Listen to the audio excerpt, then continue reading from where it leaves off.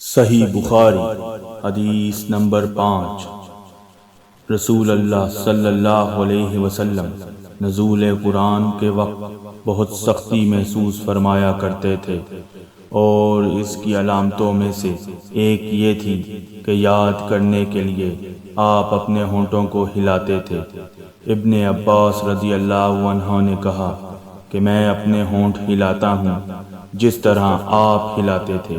سعید کہتے ہیں کہ میں بھی اپنے ہونٹ ہلاتا ہوں جس طرح ابن عباس رضی اللہ عنہ کو میں نے ہلاتے دیکھا۔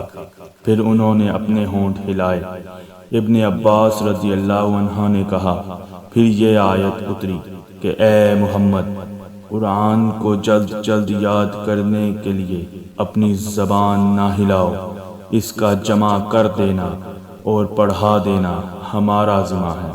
ابن عباس رضی اللہ عنہ کہتے ہیں کہ یعنی قرآن آپ صلی اللہ علیہ وسلم کے دل میں جمع دینا اور پڑھا دینا ہمارے ذمہ ہے۔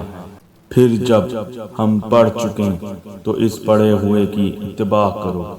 ابن عباس رضی اللہ عنہ فرماتے ہیں کہ اس کا مطلب یہ ہے کہ آپ اس کو خاموشی کے ساتھ سنتے رہو، اس کے بعد مطلب سمجھا دینا ہمارے ذمہ ہے۔